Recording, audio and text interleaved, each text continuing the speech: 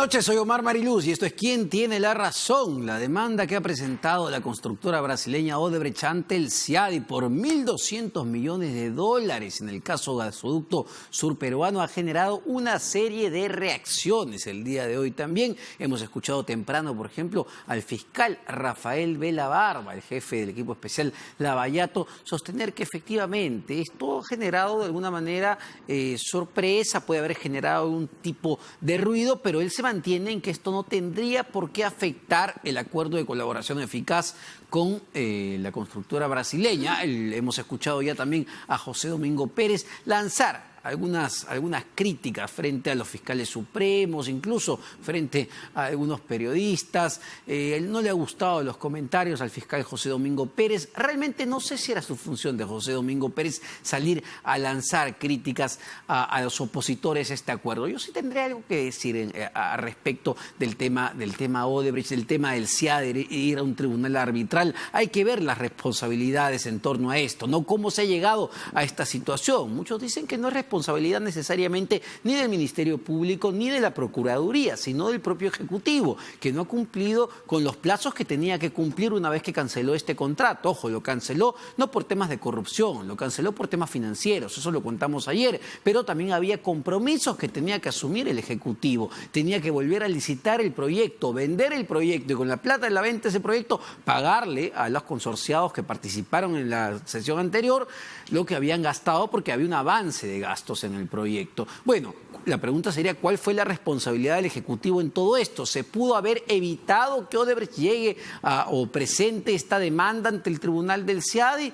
Esa es una pregunta que hay que hacer y hay que esperar también qué es lo que decide el tribunal arbitral. Hay que ver que si aceptan o no aceptan la demanda que está planteando la constructora brasileña. Por ahí la gente del CIADI, que depende del Banco Mundial, dice: no, señores, mire, ustedes están muy metidos en cosas de corrupción, ¿saben qué? Yo no me voy a abocar a este caso. Hay que esperar las cosas, pero también hay que ser francos y no pecar de ingenuos, ¿no? Porque hay muchas críticas que se hacen y se están queriendo colgar ya de esta demanda para decir que el acuerdo es una cochinada, que no ha servido de nada, que todas las investigaciones se pudieron hacer sin la colaboración de Odebrecht, que ya se sabía, como dijo ayer el fiscal Tomás Gálvez, que ya se sabía muchas de las cosas que están ahora presentes. Y tampoco es cierto, ¿no? Hay que reconocer que en los últimos meses y en los últimos años se ha podido avanzar de manera significativa en las investigaciones gracias a la colaboración de la constructora brasileña, que tiene su propio juego, claro que sí, ellos tienen sus propios intereses, y ahí viene pues el tema de la negociación entre el Estado peruano, el Ministerio Público y la constructora brasileña. Ellos tienen sus intereses, nosotros tenemos los nuestros. Así que hay que tratar de equilibrar un poquito la cosa y ver cómo nos puede afectar. Y también la gran pregunta va a ser cómo puede terminar afectando un eventual arbitraje internacional con Odebrecht, el acuerdo de colaboración. Porque lo cierto es que mayor información quizá sobre el gasoducto surperuano no nos quieran dar. Porque lo lógico es pensar, si están en un arbitraje internacional, ¿cómo así van a querer compartir información con la justicia peruana sobre ese caso que todavía falta investigar, falta profundizar? Pero bueno, vamos a analizar este y otros temas el día de hoy. Quiero ya dar la bienvenida a mis dos distinguidos invitados. El integrante de la Comisión Permanente, todavía congresista porque es integrante de la Comisión Permanente, Gilbert Violeta. Muy buenas noches, Omar. A la excongresista Ana María Choquehuanca, a quienes les agradezco por acompañarnos esta noche. Y antes de entrar ya a los retos del Parlamento y todo esto que es importante, evidentemente la reacción, la noticia de la demanda de Odebrecht ha generado pues muchas reacciones en el país. ¿Cómo lo tomamos? ¿Cómo lo ven ustedes desde el punto de vista político, no sé, legal? Bueno, desde el punto de vista político, yo creo que lo que se siente es que esta polarización de fuerzas dentro del mismo Ministerio Público a mí me provoca decir que es como un río revuelto y ganancia de pescadores, porque aquí al interno se están dedicando a pelear, que su posición, que no la posición, que tú tienes la culpa y yo tengo la culpa. Como siempre buscando un culpable, encontrar un chivo expiatorio para ver, pero ¿quién está perdiendo aquí? Aquí el que está perdiendo es el Perú. Ahora, respecto de Odebrecht, respecto de ellos, si ayer el premier dijo que era una frescura, yo diría algo más fuerte. Es una sinvergüenzura. ¿Cómo es posible que teniendo los problemas que tiene, claro, ya cobró lo de Chaglia y dijo ya, yo puedo ir por más? Y siempre va a ser así. Entonces, yo creo que lo que hay que medir hoy en día, lo que tiene que medir el Ejecutivo y las autoridades del Ministerio Público y de la Fiscalía, es la forma que ellos tienen, lo que en realidad son, lo que han representado para los países como en el Perú, en temas de corrupción, han sido ellos. Eso se les tiene que ver tal cual. Ellos no tienen fronteras, no tienen límites. Lo único que les interesa es recuperar su plata, como dé lugar, y se acabó. Y si con esta demanda, pues el Perú sale perdiendo, bien para ellos, ¿no? O sea, creo que claro, ahí tenemos un tema bastante... Totalmente de acuerdo. Ellos lo que quieren es su plata y su dinero, y lo han dicho, ¿no? Incluso empezaron a poner una serie de condiciones cuando les pusimos ahí como que no queríamos darle las plata de Chaglia. Ellos dijeron, uy, mira, ¿sabes qué? No te podemos entregar los codinomes porque no tengo plata para eso. Pero el tema son los resquicios que dejan... Permites un comentario. Mira, Omar, yo creo que Odebrecht ha demostrado una permanente mala fe en su comportamiento en la relación con el Estado peruano en general. Y creo que es algo que además, desde el solo hecho, desde cuando ocurrió el reconocimiento primero en Estados Unidos, luego en Suiza, de la propia empresa que reconoció que había hecho estas coimas, era lógico que lo que tenía que hacer el Estado peruano era tomar todas las previsiones del caso, porque no estás hablando con alguien que se caracteriza pues por un debido cumplimiento de la ley, sino más bien por una empresa que tiene prácticas delictivas. Primera idea. Segunda idea, yo estoy completamente seguro que este arbitraje en el CIADI va a ser perdido por la empresa Odebrecht. Ajá. Yo creo, pero ¿por qué? Porque la manera como se resolvió el contrato es bien sencillo. La empresa Odebrecht tenía que acreditar el cierre financiero. ¿Qué significa eso? Que tenía que decir que la parte que tenía que poner la plata para sacar adelante el proyecto lo tenía que acreditar, ya sea por créditos internacionales o porque la propia empresa ponía en su bolsillo. Como no tenía plata en su bolsillo, comenzó a buscar plata en el mercado internacional, no lo consiguió y por lo tanto se le venció el plazo. ¿Y qué le dijo el Estado peruano? Ya le había dicho en ese momento, si usted presenta su cierre financiero, además vamos a tener que suscribir la adenda con una cláusula anticorrupción. Y como la empresa no quería ni suscribir la cláusula anticorrupción, ni había encontrado la plata para el cierre financiero, por propia responsabilidad de la empresa se cae ese contrato. Por lo tanto, la responsabilidad no fue el Estado peruano. Entonces, eso va a seguir su propio camino. Pero lo que no es tampoco convalidable, admisible, es la responsabilidad del propio Ministerio de Justicia y de los propios funcionarios peruanos, porque hay un hecho que estamos pasando por alto. El procurador Amado Enco denunció al procurador específico de este caso, al señor Jorge Ramírez, porque precisamente advirtió que había una defensa indebida de los intereses peruanos. Es decir, le estaba diciendo esto que ahora ha ocurrido. Usted no está defendiendo bien los intereses del Perú y aquí se está generando un problema. Pero no sabemos en qué ha pasado con esa denuncia. Entonces, los fiscales tienen que hacer su trabajo y ese procedimiento seguirá. Pero también es cierto que el Ministerio de Justicia tendrá que ir, una vez que se instale el nuevo Parlamento, por invitación o por interpelación, a explicar ante la nueva representación qué es lo que está haciendo para corregir acciones como esta. Sin embargo, lo que dijo hoy día temprano el fiscal Vela en Ampliación de Noticias era que digamos, es casi una locura para Odebrecht acudir ante un tribunal arbitral internacional, porque hay incluso un acta donde la propia constructora brasileña reconoce culpabilidad delictiva en el caso del gasoducto del sur. Son dos cosas completamente distintas. El caso en el CIADI se va a determinar específicamente para decidir si la manera como se resuelve el contrato, en términos económicos y en términos contractuales, fue legal o no fue legal. Nada más. Y lo que está ocurriendo en el Ministerio Público es si es que hay comportamientos delictivos en el ámbito penal que comprometen a funcionarios, a exfuncionarios, etcétera. Es decir, son dos cosas completamente distintas. Pero puede terminar afectando de alguna manera todo este procedimiento a nivel internacional, en tribunales internacionales, el acuerdo de colaboración que tenemos ya con ellos. No. Son dos cosas que van en vías separadas. Hay solamente un dato. La pregunta que sale de esto es, ¿se entiende que en el caso Graña sí, por ejemplo, hubo un acuerdo para que no puedan recurrir a tribunales internacionales, arbitrales o no arbitrales? La pregunta es, ¿por qué no se estableció ese mismo compromiso con la empresa Odebrecht? Es lo lógico que cuando tú estás defendiendo los intereses del Estado, tú delimitas la cancha en la que quieres pelear. ¿Se negoció bien desde su punto de vista, por ejemplo, este acuerdo de colaboración eficaz? Porque un punto también, como bien dice Hilbert, que se ha estado criticando en las últimas horas es ¿por qué no se incluyó ese punto? ¿Por qué no se incluyó, digamos, la necesidad de que ellos no deban ir a reclamar nada afuera? Sí, pues ahí quedaron vacíos, ¿no? O sea, yo creo que no, se escaparon varias cosas. Quedaron resquicios, vacíos legales que luego permiten concluir con lo que está pasando. O sea, eso es claro, ¿no? Bueno, pasemos al tema ya político, los retos que vienen ustedes ya como casi excongresistas y todo. Bueno, somos la exparlamentarios en términos prácticos. Algunos días en el Parlamento. Le quedan días. En la comisión permanente. Bueno, Horas. los disueltos, me dice mi productora. Por favor. Pero, a ver, los retos que vienen hacia adelante para el nuevo Congreso, un Congreso totalmente sui generis, apenas van a tener 15, 16 meses por delante y va a ser fragmentado, nueve bancadas. La necesidad de ponerse de acuerdo va a ser pues lo más importante en este momento. Bueno, para mí el reto más grande, el primer reto que tiene el nuevo Congreso es lograr concertar en temas fundamentales como la reforma de justicia, la reforma política, que nosotros la dejamos ahí, pero todavía queda un debate muy amplio y una discusión. Entonces creo que si ellos quieren lograr avanzar, en primer lugar tienen que ponerse de acuerdo. Y tienen que ser acuerdos concretos. Ahí ya no valen los acuerdos que nosotros teníamos que un día acordábamos algo y al día siguiente se volvía a retomar. Tiene que haber acuerdos concretos. Otro reto que yo puedo identificar es el vinculado a la inexperiencia de los congresistas. Al ver sus perfiles, al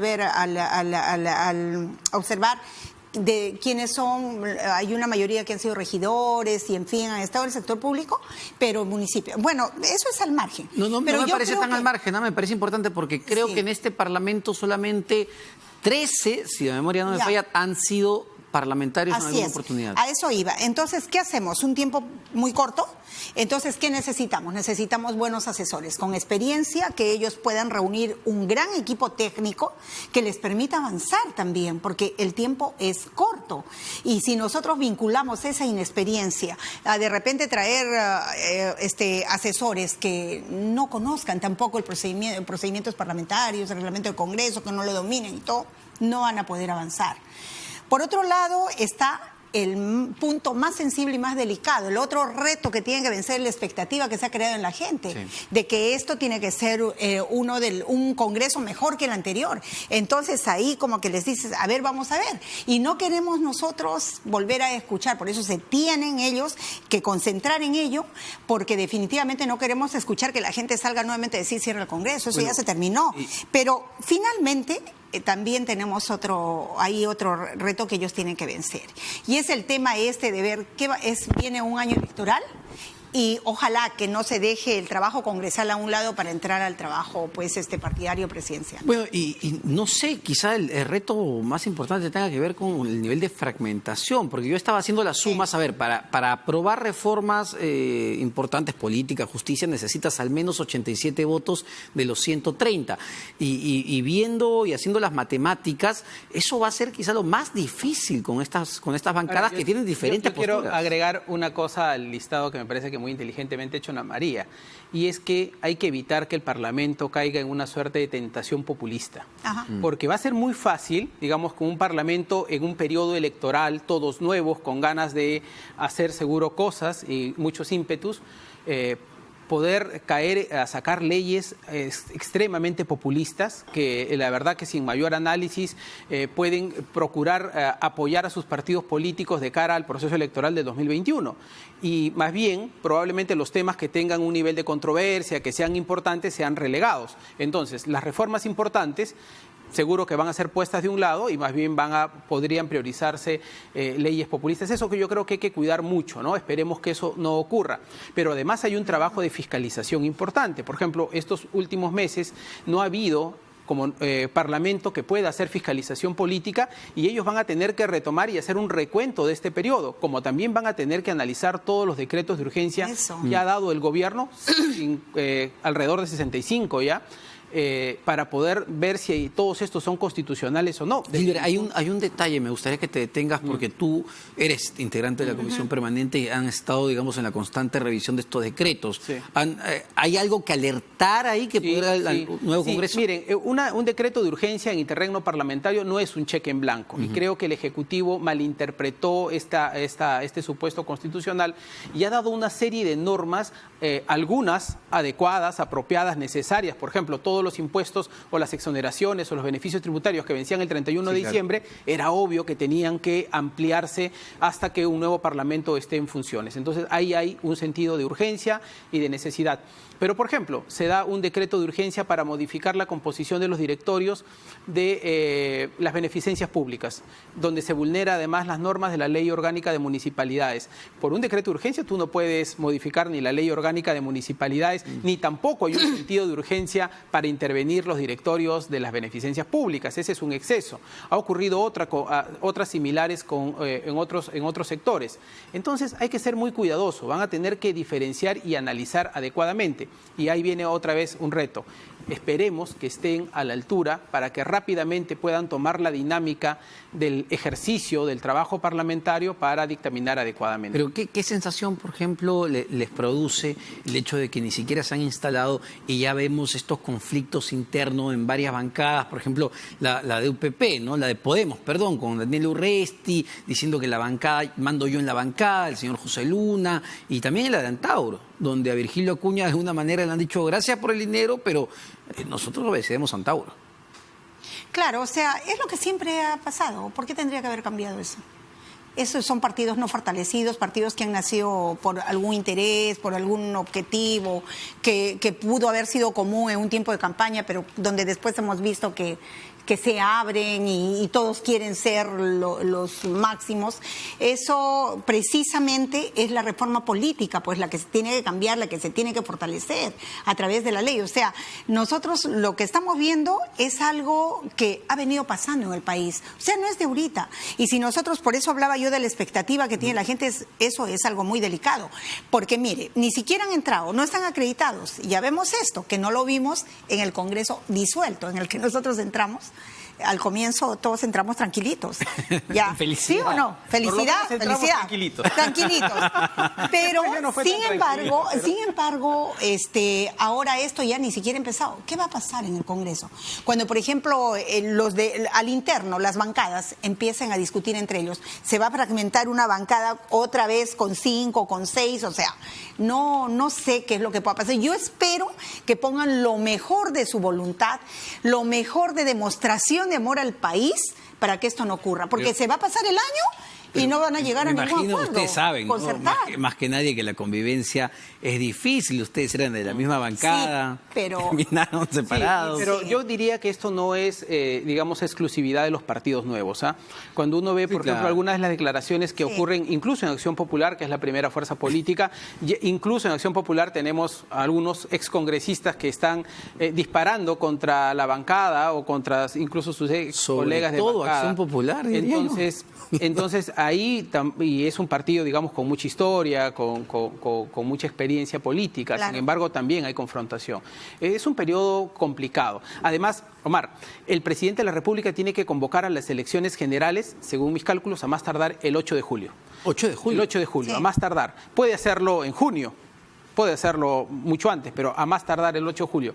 Es decir, si uno se pone en términos prácticos a tomar tiempos, imaginemos que entran en funciones los primeros días de marzo, toma normalmente 2 semanas, 3 semanas hasta que hayan instalación de comisiones, elección de mesa directiva, etcétera, etcétera, y luego sesiones de las mesas directivas. La primera sesión en comisiones es solo para instalar, luego tiene que pasar otra semana más para que comience a aprobarse agenda y luego la siguiente para que comiencen a discutir algún tema. Es decir, fácil estás en abril, mayo, discutiendo realmente materia y de repente estás en mayo y ya en junio, julio el presidente está convocando a elecciones generales. Ahora, ¿creen que para terminar nada más, porque el otro plano es la fiscalización, como bien señala Gilbert, ¿Creen que este Congreso puede hacer contrapeso realmente al gobierno del presidente Vizcarra debido a su fragmentación? Hay temas claves, por ejemplo, yo insisto, el tema de Villa El Salvador, que ha dejado ya 25 personas muertas, es algo que tendría que verse pues en una comisión en el Parlamento, ¿no? No es posible que solamente el jefe de Ucinermin haya renunciado. Claro, o sea, sí son temas que se tienen que ver y son urgentes. Yo creo que ahí, pues, el ciudadano que haya pensado que este Congreso no pueda cambiar en sus formas, en sus maneras, estar dentro del Congreso es otra cosa, es esto. Bueno, entonces, lograr esta concertación significa poner demasiada voluntad a lo que uno realmente quiera lograr. Ojalá que todos vayan en ese sentido. Y más allá de ser, ¿no? Más allá de ser, digamos, de poder tener reuniones en Palacio de Gobierno que a veces solamente sirve para las cámaras, el nuevo Parlamento tiene que ser consciente que tiene que ser un contrapeso de poder, un contrapeso al poder ejecutivo, a un sistema presidencialista. Pero sin caer en el otro extremo. Porque, claro, 73 congresistas haciendo obstrucción también era una cosa que la gente ya no quería más. Pero es como lo que pasa en el Ministerio Público. Las verdades no creo que estén en los extremos, ¿no? Hay que tratar de ser un poco equilibrados en las posiciones. Claro que sí. Muchas gracias. Muchas gracias a ambos, de verdad. Gilbert Violeta y Ana María Choquehuanca, excongresistas. Nos vamos a una pausa, no se vayan porque ya venimos también con el excongresista Juan Pari, que fue presidente de la primera comisión Lavallato, para hablar no solamente del tema del gasoducto y entender cómo se dio esta concesión, la más millonaria en la historia del país, $7.000 millones, sino también de todo el caso de Luis Castañeda Locio, que su audiencia ha sido reprogramada para el lunes 10, ¿verdad? Lunes 10 de febrero, así que no se vayan.